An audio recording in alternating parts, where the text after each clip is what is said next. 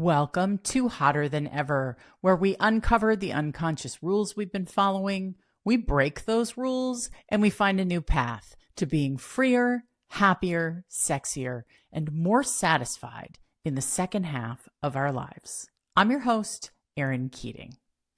Welcome, new listeners. Welcome back, loyal listeners. It is wonderful to be here with you, digging into another meaningful conversation that's important to the lives of women over 40.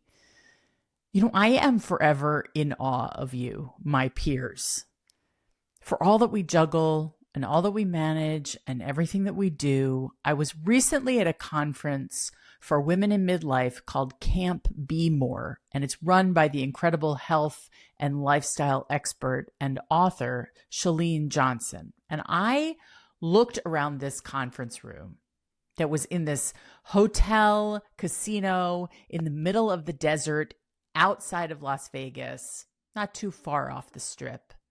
And I looked around and there were about 500 women there, 500 of us. And what I realized is that these 500 women took time out of their lives, their complicated, rich, and busy and demanding lives, to better themselves, to learn how to take care of their health and their nutrition and their fitness and their bones, and to lose weight and look good and feel good and have great sex and find satisfaction and joy and vitality in the next chapter of their lives. And I thought to myself, we are incredible.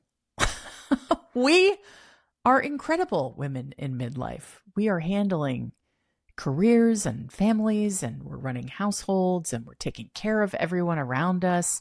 And we are also making time to think about how to keep it all going as long as possible. And we are carving out, even if it seems like the smallest possible window of focus and attention on ourselves and our own well-being, but we are finding that time and we are carving that out. And we are thinking and planning and taking action for how to keep it all going as long as possible so that we can live happy and engaged and vital lives. I look at women in their 40s and 50s and 60s and 70s, and my mom is in her 80s and her friends. I am blown away by our commitment to fully living this one and only life that we have somehow mysteriously been given. I don't see rooms full of men my age or your age doing this kind of work. I feel really grateful to be a woman in this day and age, even with all of the fucking chaos that is going on in our country and in the world. I am grateful that you are you and that I am me, and that we were born at this moment in time when so much is possible for us in midlife. You inspire me. You really inspire me. And so does my guest today, Megan Saxelby. I'm just continuing on my run of awkward and forced segues. My guest, Megan Saxelby, focuses on a different and incredibly critical phase of life, and that is the teenage years. Megan is on a mission to transform how we think about adolescence. She is the founder of Wild Feelings, and she's a veteran educator with 17 years of classroom experience, a lot of those in middle school. I know, and I can hear you go, oh, middle school. I can hear it. We talk about that. Megan challenges the doom and gloom narrative surrounding the teenage years, instead revealing them as an incredible adventure of growth and connection. As a mom of teenagers, it was really exciting to talk to someone else who loves this period of life and sees teenagers for the extraordinary creatures they are. We talked about dignity-based conflict resolution, which is a process that she taught to teenagers when she was a middle school teacher and dean. We talk about how when you're a parent, they always say that from birth to 5 years old is like the most important developmental time, and don't fuck it up, don't fuck it up. But brain growth and development is also happening from 11 to 17. And that is being shown to be equally important.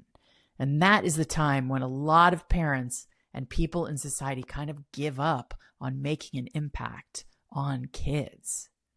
We talk about how teenagers just want to matter and how they want to be involved. They care an enormous amount about inclusion and acceptance, and they desperately fear humiliation. And if you're coming from that point of view, it's much easier to understand how to handle the teenagers in your life. Our expectations of teens frame their behaviors. So if you tell them you expect them to behave badly, then they will meet that expectation happily. Megan teaches a course for parents that is called It's Gonna Be Great. Such a great name for a course to allay the worries that parents have about the teenage years. And her point of view is that adolescence is the invitation to the best relationship you have ever had with your kid. If there are teenagers in your life, even if they're not your own, or even if you just want to reflect on your own teenage years, this is a fabulous conversation and a good one to share with your friends and loved ones. All right, let's get hot. Megan Saxelby, welcome to Hotter Than Ever. Thank you so much. I'm thrilled to be here. I'm so happy to have you here. It is such an awesome coincidence that you are here on this day of all days, because today is my twins' 14th birthday. Yeah, so, truly. The universe doing things. I know, right? In my favor. I am right in the thick of the teen years. And I have to say, contrary to popular opinion, I love it. Yeah. I love it.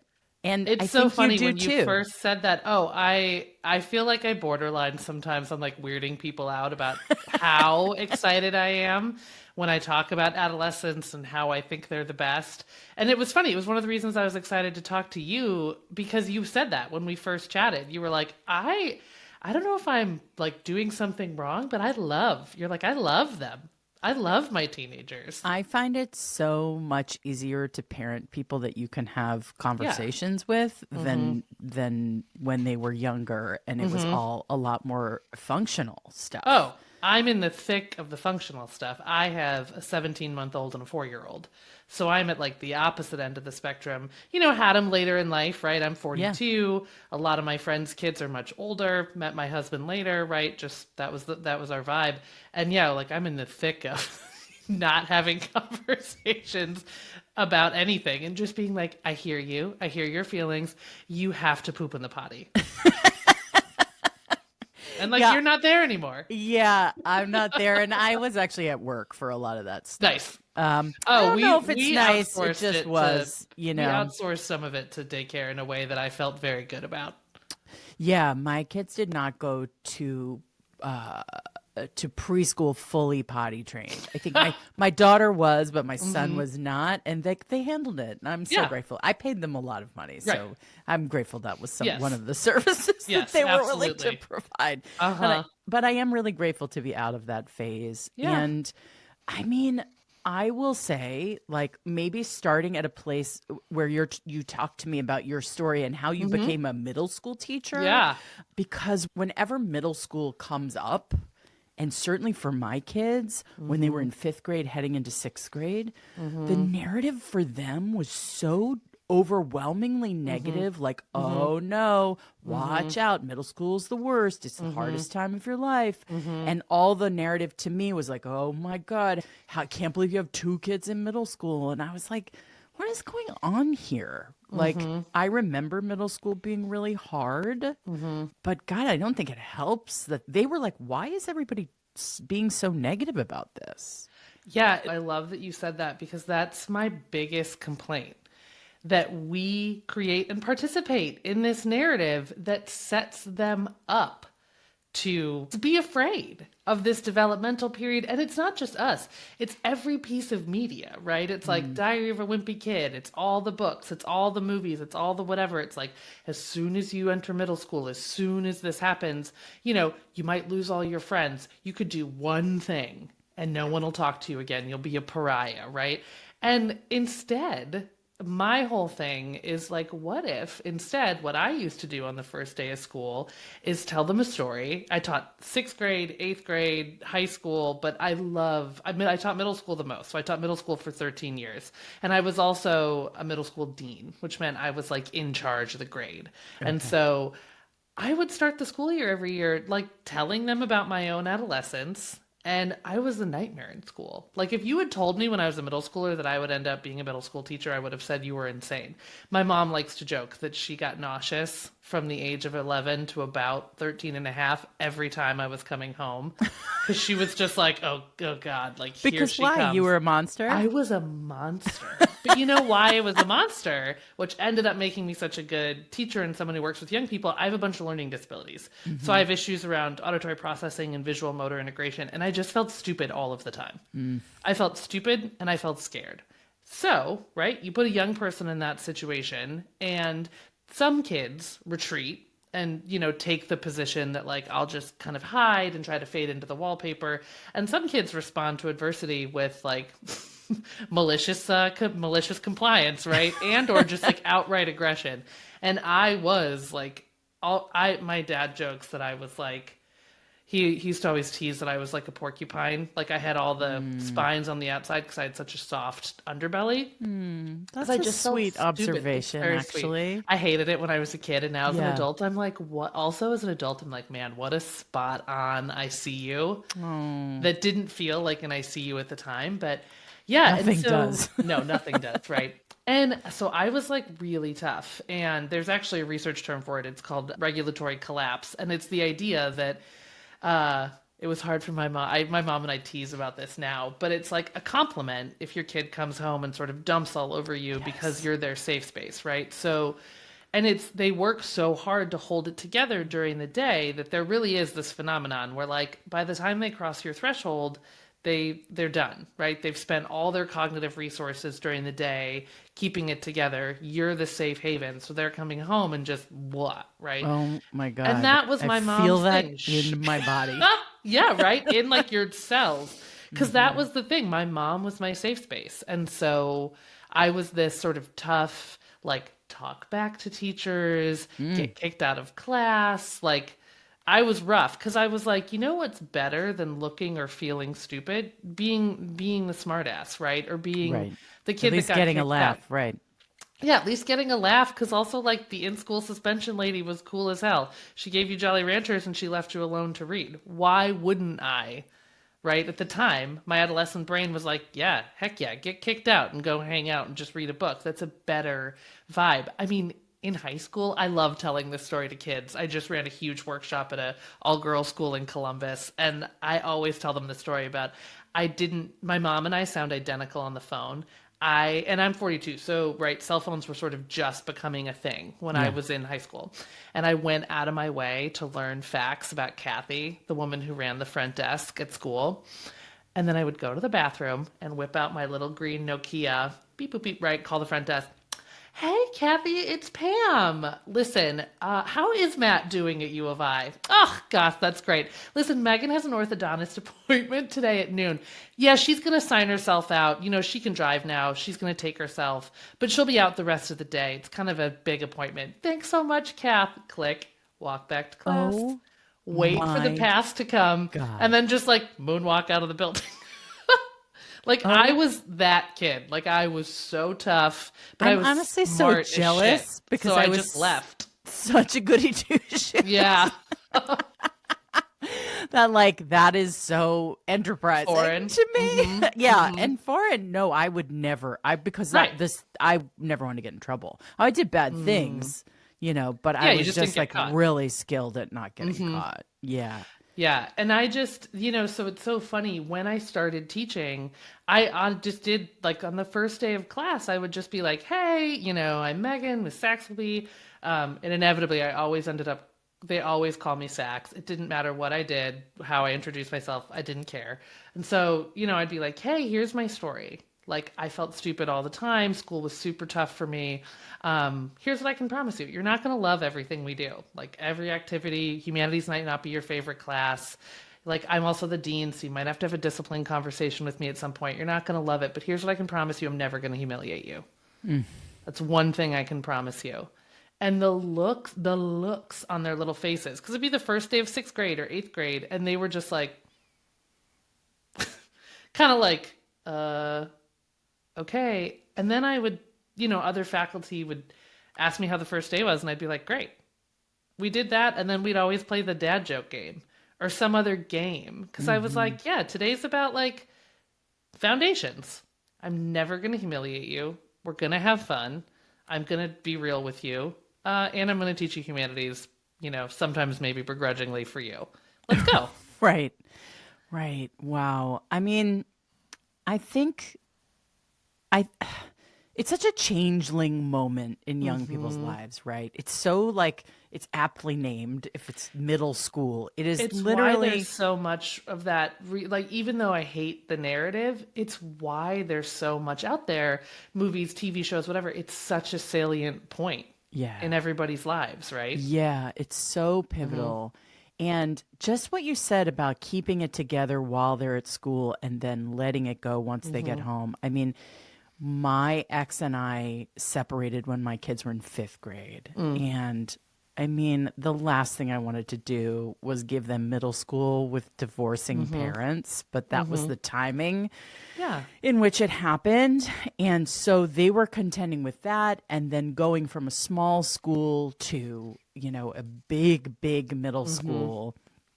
And my daughter would come home and our ritual was to sit in the hot tub at night because Southern California, we're lucky that way.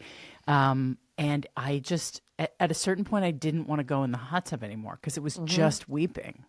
It was just weeping and social stories about the social dynamics and the sadness and the complications of the interpersonal stuff and the wanting to be a certain way and not being that way yet, and not knowing how to navigate things. And, the more I parent, the more I realize that parenting is about being able to master yourself and your own emotions and reactions so that you can show up for your kids.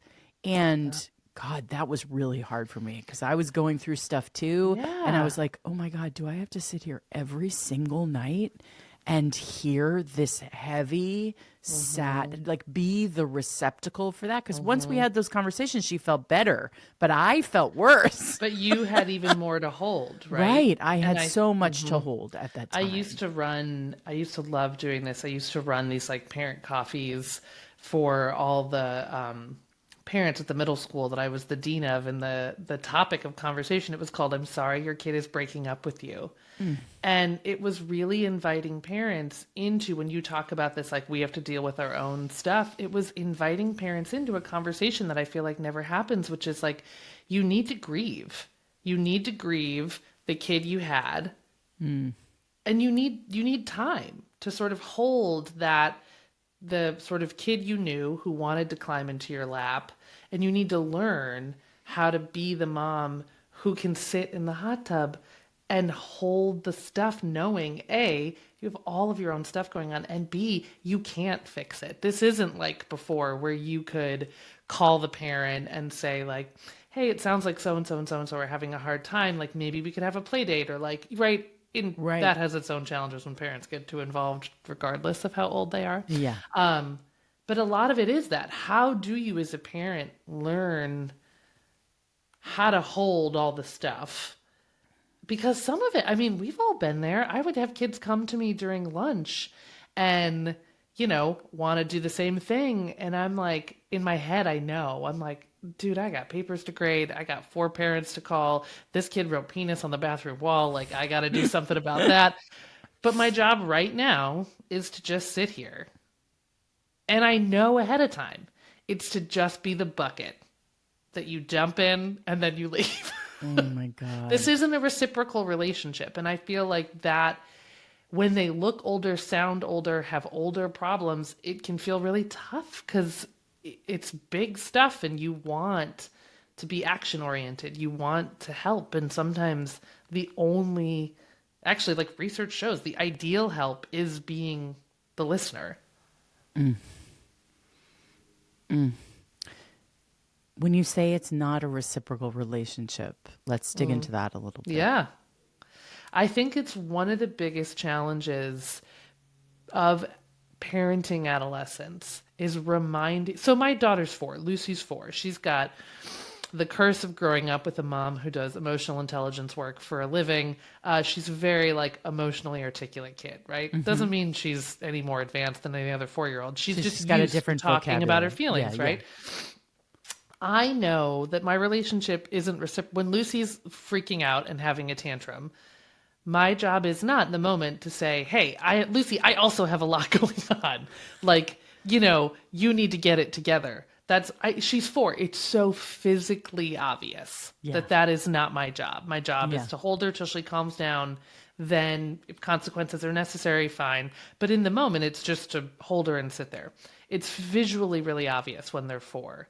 It's not the same when they're 14, right? They look older. We know they're older. We have these ideas that maybe they can handle more, but it's still not reciprocal. It's still not like their job isn't also to like hold our stuff. They're learning empathy. They're learning all these things, but it's also not reciprocal, meaning it isn't an equal back and forth.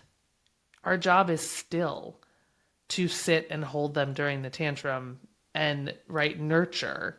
It's not to ask them to hold our stuff in return. Yes, we can invite in an awareness about there's a lot of things going on. Yes, like you said, it's way easier to parent kids who you can talk to. Yeah. Of course, you can have a conversation about the context of the relationship or the situation. That doesn't change their developmental abilities, right? Tantrums, all these things, they still happen in adolescence because their brain's growing and developing. It doesn't mean that we can expect that, we can tell them that we're also having a hard time and then expect they can regulate their behavior the way that we can. So I think that's what I mean when I say it's not reciprocal, that it's still our job to be the leader and the vessel, we're not friends. We're not co-doing this, right? My daughter literally said that the other day. Like, we're not friends. You're the parent and I'm the child. Like, even though we are extremely close and I'm extremely close to my son too, I am 100% aware that like I can express like, yeah, I'm having a hard day. I'm having a lot of feelings. Things are stressing me out. And they can go, "Oh, mama, we love you." And then they go back to their stuff. And I don't give my stuff to them. Right. Because what are they supposed to do with that? That's not nothing. their job, not their responsibility. Right. And it's something you don't really realize when you sign on to being a parent, that there is this extreme one-sidedness. And now that I'm a single mom, it's like really become incredibly clear to me like how much I'm the rock, I'm the anchor, I'm the parent. Like, that is my job. And my job is to shield them from certain things and to engage on other things and to constantly be using my own discretion around how I'm communicating and to, and nobody's perfect. And sometimes I'm, want to share a story that's not really appropriate or whatever. I stop myself halfway through. But, I think like the more self-mastery that I can cultivate, I feel them relaxing. Yeah. Because then they know they're not responsible for taking care of me, which is a job that they don't know how to do and they shouldn't know how to do. Right. And I think that's a crucial piece, the self-awareness, that last thing you just said, that they shouldn't know how to do it. I think we often, have these misperceptions of what, young people should or shouldn't do or know how to navigate or hold, and they shouldn't know how. Right. And I can tell you the evolution from being a kid who came home and sort of, emotionally vomited all over my mother and sometimes like held her hostage of my feelings. I'm 42, she's 68. And now our relationship is friendship. Yeah. Right? It is mutual support. It is, it's so different, but her willingness to sit with me and maintain that idea, right? That like, my job is, I can hear it in my head still. My job is to be your parent. It's not to be your friend. Mm-hmm.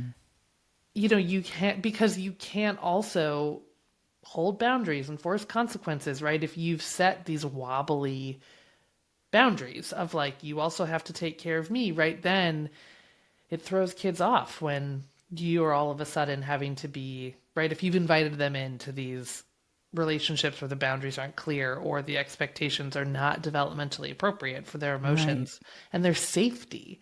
That's the hard part is too, as they get older, we see them posture, right? We watch them posture around and like try on personalities and try on maybe something that we don't think is really part of their moral universe, right? Or their behavior we haven't seen before.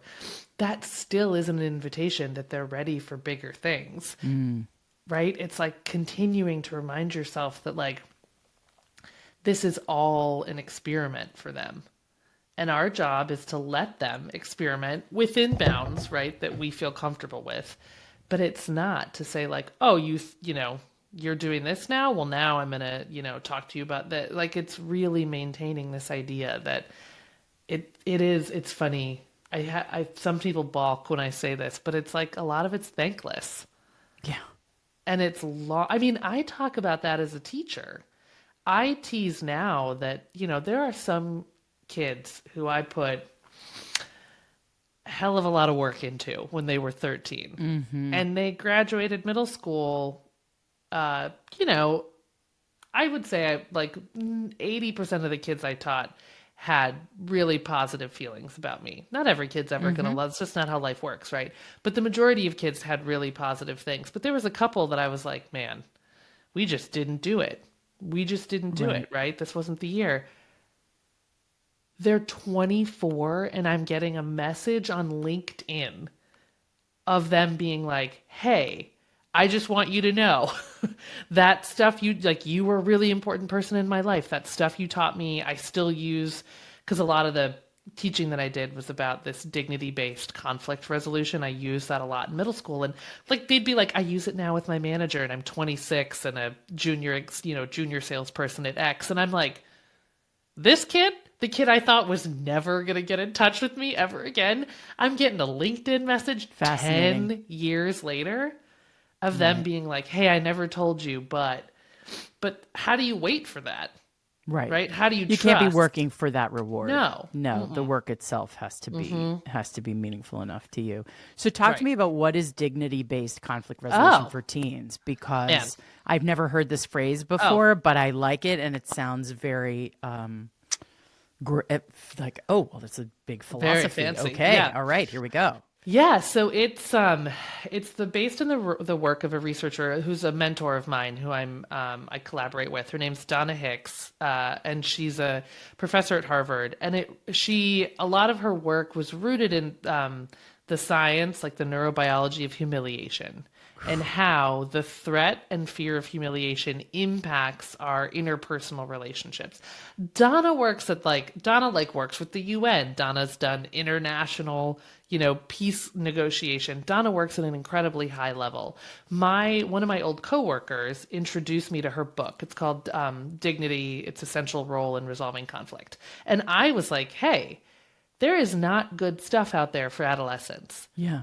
We have this narrative, right, that they're mean to each other, that there's all this sort of social aggression. And I'm like, my sense is from working with them that they're just trying to figure out how to be human, and they need people to explain it to them. Here's how you human, kid. And so I was like, you know what? Her work was some of the first stuff I'd come across that I was like, oh, I could use this to help middle school kids understand how to build relationships and how to navigate this rocky time for everyone with this idea of people mattering at the forefront. So it really starts with that. It was literally teaching kids that the concept of dignity is literally leading with the idea that we all matter the same amount no matter what. And that the second we decide that there's distance between us and other people is the doorway to dehumanization, right? It's the doorway to behavior, mindset, that I get to treat you differently or offer you less than I would offer myself because we're different, which we're not. And then lastly, it was helping them understand this idea that respect is a socialized idea. We don't all mean the same thing when we say it. We don't all think the same thing. It's based on context, culture, and socialization, right? So my definition of respect is based on growing up in a, as a white woman in a loud, boisterous Midwestern family. I interrupt as a sign of like, Engagement. Engagement. Yeah. Right. To some people, it like my communication style is profoundly disrespectful. And I have to catch myself in that, right? And like, it comes into play in a bunch of ways. So and Donna has really boiled this idea down, like, what does it mean to matter, into this set of a shared vocabulary of 10 different elements. So it's things like acceptance of identity, inclusion, safety, acknowledgement. So we taught this to kids. Yeah. And we would start with the idea that you matter. You are deeply important and you have profound potential. And so does everybody else. Right. Because here's what kids also need: permission not to like everybody. Without that being punishable.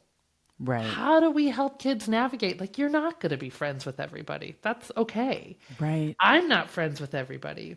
However, our expectation is that you move through the day with the awareness that everybody is equally vulnerable to feeling like they don't matter.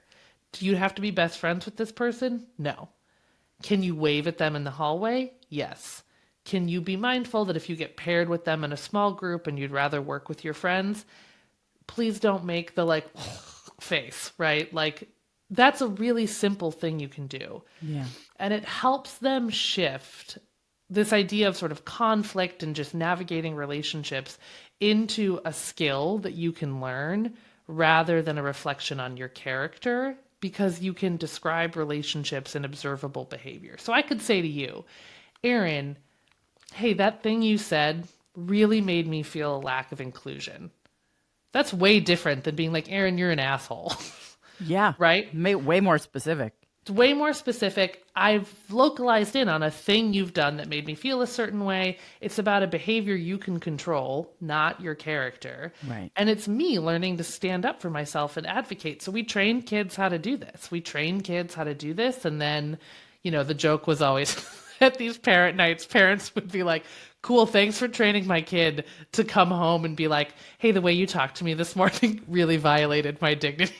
They were like, this is not as helpful as you think it is, right? This is not a reciprocal relationship. Right, exactly.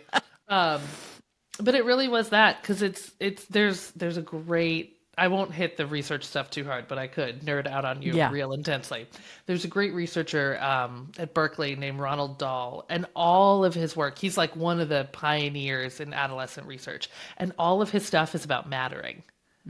It's about how the desire to matter is at the forefront of adolescent development. And he argues in his work, it's the number one reason for puberty.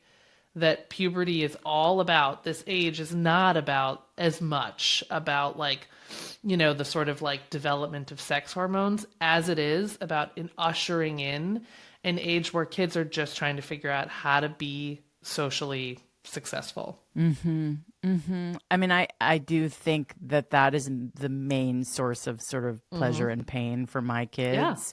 Is my son always refers to his friend group. Well, my friend group, so it seems so clinical to me, but he has this one friend group and then this other friend group, and he's always trying to like make sure that he's got enough of a foot in both places, so that he remains relevant and he remains part of, because that is the most important thing to him. Yeah. Is to have his guys. Right. And same thing for my daughter. Mm-hmm. She really tried hard to be popular with these awful girls in Mm-hmm. sixth grade. Mm-hmm. And my son was easily popular with awful kids in sixth Mm-hmm. grade. And both of them kind of had to recalibrate, like, okay, I see how this is going.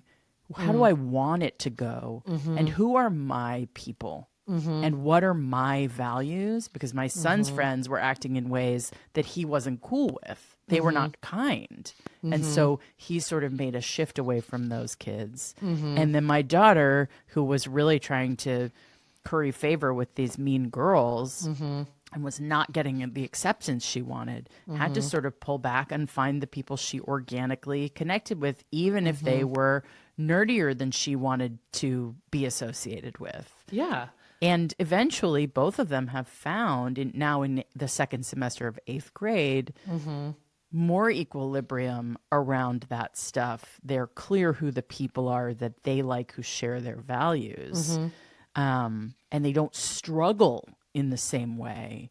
But I Mm-hmm. watch them, fifth, sixth, seventh grade, Mm-hmm. really struggle to figure out, God, where do I belong in this? And who do I need to be Mm-hmm. socially acceptable? And like, Mm-hmm. where am I willing to bend and where am I not? And, you know, and then layer social media on the top of all of that. Like, Mm-hmm. holy moly, Mm-hmm. everybody's doing all these different modes of Mm-hmm. presentation of Yep. themselves and their identities. Mm-hmm. And our constant conversation is, is that real? Is that who Mm-hmm. they are? What are Yeah. they projecting versus what they're actually maybe feeling? Mm-hmm. You know? Well, and the challenge is one of the reasons I like Dahl's work so much is that he talks a lot about like one of the main functions of puberty, right? Which involves this huge spike in testosterone for both, right? For both Mm-hmm. sexes. That's kind of what kicks it all off. And its whole thing is about the start of puberty triggers an amplification of like the salience of gaining social value. Yep. And that's all you're doing is trying to figure out how to do that. And one of the things I remind parents of all the time is like, there's a term for that, right? Like in research, it's called separation individuation. Mm-hmm. Like you're just trying to figure out how to separate and individualize yourself, right? Who am I going to be in the world? What am I going to believe? What am I going to like, etc. And it's really scary. And I don't think this is my whole thing about we need to reframe the way that we think about adolescence and approach this with so much empathy and learn to sit next to kids and be like, isn't it's really hard to try to figure out who you are? And, and I say this as sort of a gentle call in for you too, like to avoid describing peers as awful, right? And saying I'm like doing this that to awful group of you. girls. I'm not doing it to her. No, I know. Kids hear other parents, like even it, right? Like they would tell me this all the time. I hear my mom talking on the phone to so and so about other kids, or I hear the way that parents talk about that kid at pickup. And it's everyone's bumping around trying to figure out who they are. And unfortunately, like exclusion can feel like a really easy route to status currency, especially for young Yes. women who don't feel like they have a lot of vehicles outside of either like looks or the amount of friends I have, and have been told from a super young age that all their worth comes from being nice. Right? Think about like your two kids. Often, if you were listening when they were young, your son's teachers probably redirected him with specifics. Hey, so and so, don't push. Observable behavior, not about me. It's about something I did. Your daughter probably got, that's not nice. Super vague, directly connected to character. All of a sudden, you're 12 and you like this sort of, I'm going to weaponize my relationship because it's the only thing I feel like I have power over. And it's messy as heck. It's And so messy. they need us to sit next to them and say like, man, without being like, you are being a mean girl, right? Like one of the people I worked with, I built curriculum for Rosalind Wiseman, the woman who wrote Queen Bees and Wannabes, the movie that's the basis for Mean Girls. My favorite piece of IP acquisition in the history of entertainment. It's right? a sociology book. Yeah. Like we went to see the touring musical version of Mean Girls, and they were selling the book as merch. And I was right? like, how fabulous is this? Yeah. This so is what fabulous. happens when women ascend to the level of Tina Fey. Right, of course, right? It's like, yeah, you take out yeah, exactly. You take a sociology book and you Hmm. turn it into, you know, this iconic cultural thing that carries today, right? That everyone Teen relates girls to. still love, Yeah. teens in general still love. Yep. But the question is like, you know, how do you help? How do we help in the moment and say like, hey, it's really sticky figuring out who you are. I hear you. And that's where the dignity stuff would come in. It's like, hey, you don't have to be friends with them, but like they matter. So what we're not Yeah. going to do is build a culture at this school where exclusivity is a status currency. That just isn't it. That's Right. not how I'm going to roll. Right. That's not how and like as the dean, right? I had some control over the grade, but also there's a story I tell all the time, right? I inherited this sixth grade class, and man, did they have a narrative. Everyone was like, look out, right? It was teacher, be look out. This is a bad class. This is one of the worst classes we've ever had. This is a tough What class. does that even mean? That's crazy. It's crazy. And, you know, no one's trying to deride or belittle the kids, but I'm hearing it like, cool. They know this about themselves. I would watch them, right? Walk Right. through the fifth grade, and I was like, oh, buggies. You know that, and now you're rising to the occasion. Hmm. So, you know what's the fastest way to get an adolescent to be tough to deal with? Treat them like you expect them to be rude or disrespectful or whatever, right? And I remember, you know, starting out with them, and I very quickly learned more than like half the grade had parents go through really tough divorces Mm. between second grade and fourth grade. Well, no, duh. All they do is weaponize their relationships. They're scared kids who've had a hard thing happen to them. And, you know, they just need me to sit next to them and be like, hey, rather than being like super rude to each other, right? These like two groups of students were kind of always vying for like who's the cool kids and who's the not, and then like really being unkind to each other online, and then all the drama, right, was my job to clean up during the day. And I Hmm. just remember sitting with this one group and I was like, hey, so rather than like, you know, going off about all the stuff you're doing that I think is like not that kind, can we talk about why you're all pretty sad? Mm. And they were like, the faces, you know, they were like I deer in could headlights. cry. I could And cry for them. I was like, listen, I just sense you've got some stuff. You need, you know what I want to do rather than like punish you, right? I was like, "Ugh, you're going to have to listen to me tell each one of you in this room why I think you're great. That's your punishment." And they were all like, what is happening? Right. And I was like, here, you know what? I literally, it made them so Oh uncomfortable. my And I went God. one by one and I was like, you know, so and so, like, you're funny, you're kind, you're smart, you work really hard at school, all these things. And then they were just sort of like, you know, and I was like, so my question to you is, what if when you left this room, A, you could remember that about yourself, that there's someone in this school that every day thinks you're great, and B, like, what if we focused on trying to just make other people feel less sad too? And they were like, yeah, okay.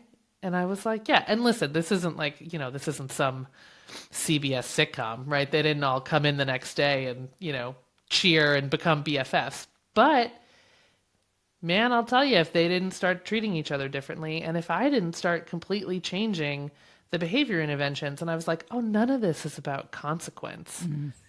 All of this is about rebuilding these kids' self concept. That's my job this year. Mm. And I'll tell you, we used a lot of the dignity stuff to do that. Like, hey, you know, like when I would have two kids in conflict, before we even let them meet, I would give each one a paper that had the elements of dignity on it and be like, I need you to sit for 3 minutes, look over this list, and get specific about what you're actually feeling. Like, which one of these did you feel taken away from you? Then when we come together, that's how we're going to talk. Mm. And all of a sudden, you're having a super productive conversation, right? That's about impact and not about this kid being a bad kid. You know, when I keep hearing you talk about dignity and I think about if dignity is treating everyone as though they matter and they matter equally, and that everyone is having a human experience that is equally valuable. And then I think about the prevailing cultural stuff that is going on that is so hateful and so full of bias and so full of status jockeying and posturing and dehumanizing policy decisions and all of this stuff. Like, how do you help kids reconcile what is happening in the dominant culture with what we know to be the moral way to treat other human beings? I mean, it's a complicated conversation, and it's one Donna and I talk about, is how do you continue, right, to encourage dignity, to lead with dignity, to think about it, when we are witnessing, people who are not prioritizing other people's well-being. And I think there's two things. One is literally just making time to talk with your young people. Don't avoid it. Don't run away from headlines. Talk to them, because you are the number one thing too is model. You have to model the values, the behavior, the activism that you believe is a sign of your values, your compass, your commitment to dignity, right? Your commitment to making people feel like they matter. Help your kids feel like they have impact on a small scale or a large scale. Help your kids call legislators. Help your kids, run groups after school. Help your kids do something as small as like, hey, what's really tough about this is that you can't run for office until you're older and you have to watch some of this happen. You know what you can do? You can sit with someone at lunch tomorrow that you don't normally sit with. You know what you could do? You and your friends could invite, someone new to a hangout on the afternoon. You have to remind them that they still have agency. They have agency. And you have to talk to them. You have to. The more that we shield young people, they're not shielded, by the way. They're talking about it with each other. They're seeing it on TikTok. Media, they're on social media 24/7. They're everywhere. absorbing God knows whose interpretation of current events. Correct.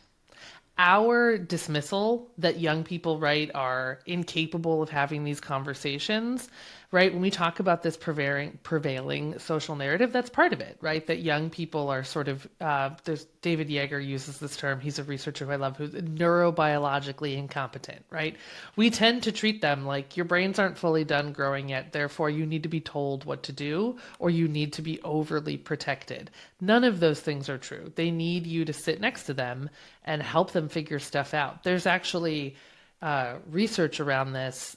I'm like stumbling down the nerddom highway, but the research term for it is transcendent thinking, teaching young people, how to do the kind of critical thinking that's pro-social, that's about incorporating your sense of self into this larger system, and how to make how to integrate your personal meaning making with this systems level awareness. There's fascinating research coming out of USC by this researcher named Mary Helen Immerdino Yang, that the more kids engage in this kind of big picture thinking, this grappling with tough issues, it actually improves their well-being, both in the moment and as many as five of the group that she studied, they were doing better than their peers in terms of both their self-concept and their overall well-being 5 years later. You know why? Because the more that you understand that the world is complex, the more that you can have compassion for yourself. And your own complexity. Yeah, and your own complexity. This is the hard stuff, is that we cannot not talk about this stuff with them. Yeah.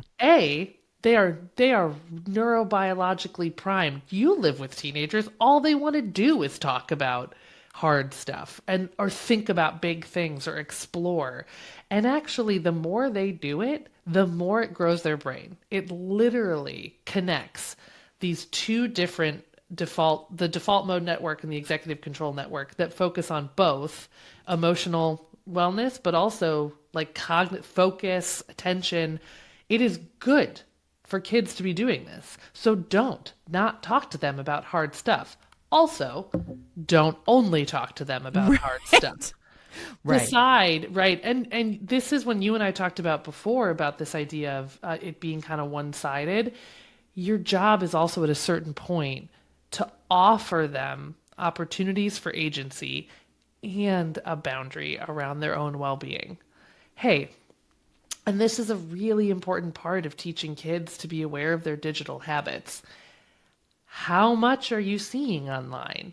Right? It's people not talking to young people about, I think about this all the time, that the rise of someone like Andrew Tate or other people that are online using hate and dehumanization as status currency. Mm-hmm. It's really successful. Yeah. Why is it really successful? The algorithm loves it. The algorithm loves it because causes so much engagement. Correct. It's like it uses outrage metrics, right?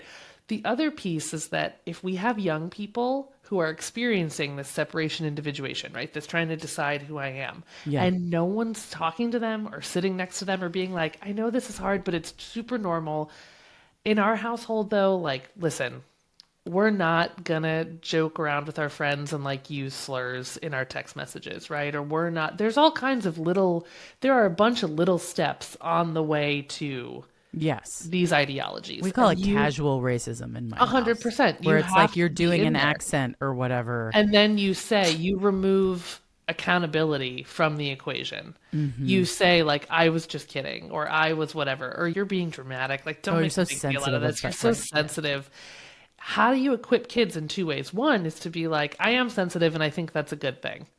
Mm-hmm. Like, look another kid stone cold in the face and be like, hey, like, I don't think you're a bad kid. I think that's a lame way to joke. I still like you. I don't want to be around when you do that kind of stuff. How do you teach kids to hold others accountable without shaming them or humiliating them or excluding them? You know what, like, wins a kid over? All they want is to feel accepted. If you make the status currency in your friend group, inclusion, acceptance, and like, no kids are perfect, right? We're not asking for that. Right.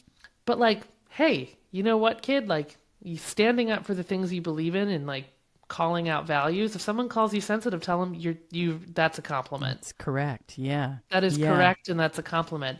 Modeling that you are not shakeable. You are flexible, right? And you are empathic and you are all these things, but like, you are not shakeable. And right now in these times when our kids are consuming all this stuff, and frankly, one of the bigger challenges, and I could talk about this forever, right? What is being modeled to young people as success is in this current moment. It's dehumanization. It's, status through, economics. It's status through all these things. And listen, I've worked with young people for decades and I can tell you they're the best and they're our future and they want to do these things. They want to be involved. They want to matter. We have to give them more opportunities to do so. Yeah. We have to sit and talk to them about this stuff. We have to ask them what they're looking at, what they're seeing, what are their friends talking about.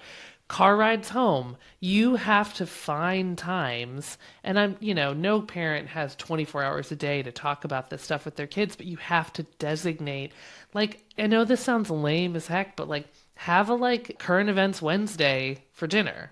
Yeah. And be like, hey, I've noticed some stuff going on. How are we feeling? I want to check in. But it's also offering them skills and things to manage the emotions.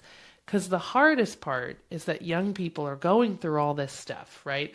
Their brains are growing because you don't have to be dead anymore for us to look at your brain. We now know, right? We used to think birth to 5, right? You always hear birth to 5, birth to 5, birth to 5. Especially when you have a child that age. Especially when you have a child that age. And all don't fuck up. Every single thing you do is so critical. You tummy time, no screens, right? Like I talk. No sugar, right? No sugar, no red dye number 40, right? Nothing. Right. No carbs, no whatever, right? Like all the stuff. And then when they're in adolescence, we're just like, I don't know. They're difficult. Just get through it. And it's like, no. What we now know about their brains is actually the growth that's happening from 11 to 17 is dramatically more important. Oh, I shouldn't say more important, but equally as important as the brain growth happening from birth to 5. Yet it's when society withdraws from teens the most. Right.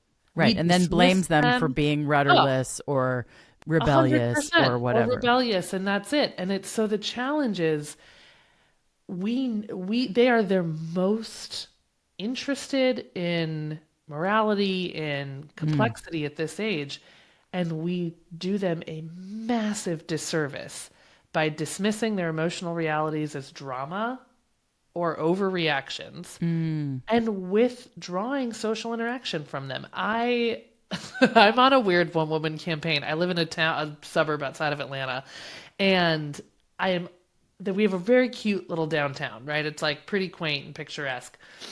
The amount of public safety supervisors who show up there after school every day makes me physically ill. Because it's basically like criminalizing being a teenager with nowhere to go. Yeah, and you know what they're doing? Every freaking thing we tell them they're supposed to do. They're outside, they're with their friends, and they're not on their phones. They're doing the 3 things I hear people complain about teenagers about the Yeah. most common. Well, guess who's there to greet them? The public safety officer. You want to invite teenagers to be idiots? Tell them the second they walk into a space, you don't trust them. You think they're going to be terrible. And the other night, I go down there because we occasionally will get like pizza from the pizza place. And like, I'm trying to get out of the house. I got a 4-year-old and a 100%. 17-month-old. Yeah. I need you guys running a little bit before the evening. Pick Lucy up from daycare. And then we hang out in this little town green and while we wait for our pizza. I saw a kid, like Lucy is such a wildly herself little person. She was being ridiculous. I'm loving it. I see a teenager making fun of her and like teasing her and like imitating her walk. You know what I'm not going to do? Get all huffy and be like, oh, look at kids these days. No, you know what I did? I walked up to that teenager and I was like, hey, I bet she could beat you in a race. And that kid was like, what is happening? Right. Like, who Why are is this you? adult Why is engaging this with adult me? engaging with me? I was like, yeah. I was like, you want to make fun of the way she walks? I bet she'll beat you in a race. And I looked at his friends and I was like, oh, is he too slow? And they were all like, ooh, he's like, fine. And I was like, Lucy, this big kid wants to race you. Big kid comes over. And I was like, also, I'm very comfortable around teenagers in a way Sure. that some people aren't. But then I'm like, I goad some of his peers and I'm like, come on, like, who's going to beat the 4-year-old? Let's go. Lucy is hype, right? She's like getting ready to use her cheetah legs, as she called them. And then like magic happened. They did, of course, Lucy got smoked. I high fived the kid, right? She's laughing, they're laughing. Then all of a sudden, I'm like, let's do it again, let's do it again. Little group comes around, everyone's laughing. Like, you know what's happening now? None of these kids are causing problems. They're all just like hanging out and having a good time. Someone gave them a focus and an attention, an outlet. And now they're racing each other. Now they're like, one of them's high fiving Lucy, right? There's this like Yeah. moment happening. And I was Totally. like, just hung out with them for a little while. And one kid was like, lady, who are you? And I was like, I was like, I could tell you a lot of stuff, but I used to be a teacher and I just like don't love the way people teach teenagers. And I thought it'd just be fun to like have fun for 15 minutes. And he was like, yeah, this was fun. And I was like, yeah, right? Because being silly and weird is fun. And like, and he was like, hey, sorry, I was like kind of making fun of your kid. And I was like, I know. I don't care. You were just looking for something to talk about with your friends. I don't Yeah. think you're a bad kid. And he was kind of like, okay. You know what's happened twice now? They wave to me when they see me Right. downtown.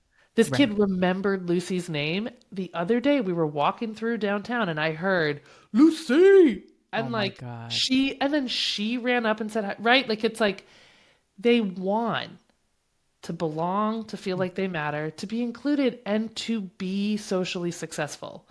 Prior to my intervention, how was that kid being socially successful? Being loud, being ridiculous, right? And like making fun of a little Getting kid. social currency Yeah, from his getting friends social by being a currency. Who jerk. cares? Yeah. Right. Right. Right. And that's what and it's like, how do we catch ourselves as the adult to be like, they're still just kids They really are and they still need just kids. help. Yeah. They don't have anything to do after school. They're just trying to kill time. They don't want to go do their homework yet. Like, and truly, I'm like, they're doing every single thing we complain they don't do. They're socializing, they're outside, and none of them were on their phones. They were just, talking shit and being loud. Right. Right. And part of me is like, just let them. Can we just let them?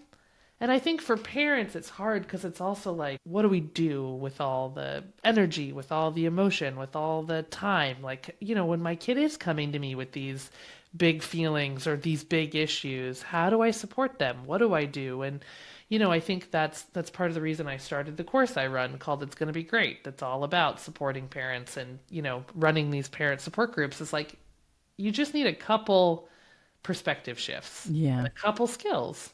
Yeah. Totally. Totally. I think the work you're doing is so important. I think teenagers are so amazing. I loved being a teenager, even though it was so crazy and everything was all over the place. I loved experimenting and discovering who I was going to become and trying on all these different sort of social identities and different styles of music and seeing what matched. Yeah. For me, I mean, my son is super into these young, like teenage rappers. And I experience it as a huge privilege when he's like, Mama, Tu Hollis's new track just dropped. Do you want to listen to it? And I'm like, in my mind, I'm like, no, I really do not, because I don't like the lyrics. Yeah, of course. And I just focus on the yuck. And it doesn't sound great to me. But for him, it's a meaningful part of his identity. It's a meaningful part of him feeling like he has some, cool factor in social currency. And he's responding to something about this artist and he wants to share that with me. And I see that as such an enormous privilege. Yeah, it's a bid for connection. Yeah. And I'm like, not them going to reject that. Yeah, kids lobby them at us all the time. And sometimes the bid for connection sucks. Yeah. It's them being rude to you. It's them dismissing something that you care about. And then it's really easy to be like, all right, well, I'm not going to accept this bid. Right. Or I'm not going to recognize it for what it is, right? It's like with my 4-year-old when she's throwing a tantrum. She needs a hug and she needs me to sit next to her and help her calm down because she can't do it herself. Your son inviting you in to listen to music that you don't want to listen to.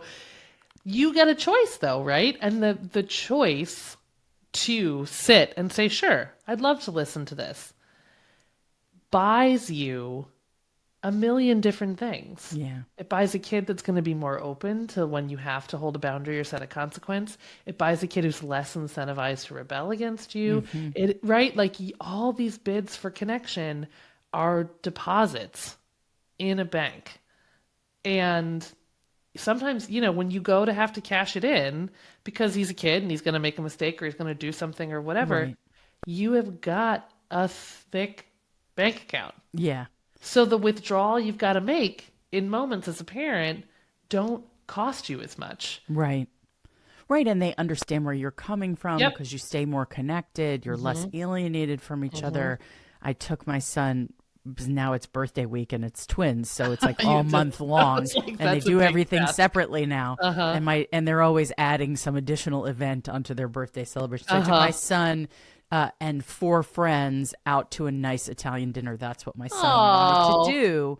And at first he's like, can you not be there? Yeah, of course. 100%. And I was like, no, like, I'm sorry. I'll try not to be intrusive. And if I can leave to go get on a phone call or whatever for a little bit, but it really was like not cool for me to leave them. They were a little bit like too energetic for the place. But then they started talking about music and my son goes, oh no, my mom knows all this stuff. My mom knows about this music. And I'm like, oh my God, that felt so good. Yes. It felt so good because he was basically being like, no, don't worry about her. She's cool. She's cool. Right. And that bought me permission to be at the table with them, and be a witness to their interactions and see like how like lovely they are and how benign and how different they are from each other, even though they're making like a gross aquarium out of Swedish fish in the middle of the table. 100%. Like, I'm not going to tell them to stop doing that. Right. Just like, don't drink it. You know what I mean? Well, like that's the whole thing. Like, what is it costing you? Nothing. And they're not like offending anybody. And I'm not trying to uphold anybody's social standards except for be polite, you know? Right. So I think sometimes the engagement with teenagers is uncomfortable for us, and that's why we Oh, don't want to do it. 100%. But the rewards are so huge. Yeah. So huge. So, And it's also, if you want to, right, it can, I know this can sound so intense, but it's like, if you want to have a functional adult relationship with them, how can you not be actively involved when they're this age? right. How you interact with them when they're figuring out who they want to be is how you stay connected to them when they're older. Yeah. I love that so And to much. not put deposits in that bank now, even if it's listening to a SoundCloud rapper that you have no interest in, like the 6 minutes that you take to do that are part of the reason you're still going to be close with your kids when they're adults. Yeah. And that is all I want. Yeah. I always think that's the mark of successful parenting. My mom used to always joke that she's like, listen, I'm really aware I'm going to need someone to pay the nursing home bills, so I can't mess this up too bad. Yeah. Yeah, totally. Well, Yeah. I love this conversation. I could talk about this with you Yeah, forever no, because I'm I'm so so glad. It in was the great. weeds of this phase Yeah. of life. You're so in it. And I think so many of my listeners are too. And Hotter Than Ever is all about giving women permission Yeah. and ideas for how to do things differently in the second half of our lives. Mm-hmm. So, is there one thing that you want our listeners who might have teenagers in their lives to take away from this conversation about what's possible for them in those relationships? Yeah, that I think our fear is that adolescence marks the end of our close relationship, and the truth is, it's the beginning of the best one you've ever had. Oh my God, I'm gonna cry. Mm-hmm. I'm gonna cry. It's so true because Yeah. it's them becoming their adult selves. Yeah, it's them becoming their adult selves, and truthfully, it is with the right commitment and the right, just mindset. Adolescence is the invitation to the best relationship you've ever had with your kid. Oh, Megan, thank you so much for this Yeah, conversation. of I have course. loved it. I have loved it. We will put links to all of your work and to Wild Feelings in the show Yeah, notes. And so people can follow up and get some resources for Yeah, themselves. that'd be great. Yeah. Yeah, Thank you I'm so here to much. help. That's all I want to do. I want everyone to see that it's going to be great. Adolescence is going to be your favorite phase. I love it. Thanks for listening to Hotter Than Ever. I hope you enjoyed this conversation about the care and feeding of teenagers because sometimes they really do feel like a different species. But mostly, we are the ones who are getting it wrong when it comes to how we think about parenting them and connecting with them in ways that they can really respond to and receive. Is there someone in your life who needs to hear this conversation? Someone who struggles to relate to or connect to or control, God forbid, the teenagers in their lives and who could use a kind of positive reframe? Share this episode with them right now. You're right inside your podcast app. So go to the place where it says share this episode. I'll wait. Okay, great job. Great job. Thank you. Thank you for sharing this conversation, and thank you for spreading the word about this show. Hotter Than Ever is produced by Erica Gerard and Podkit Productions. Our associate producer is Melody Carey. Music is by Chris Keating, with vocals by Isa Fernandez. Enjoy the people in your life, no matter what age or developmental stage they are in. I know I am in a second adolescence right now. All I want to do is be rebellious and bad and change the world at the same time. How about you? I bet you want to break some rules. Do it. I won't tell anyone. It'll be our little secret.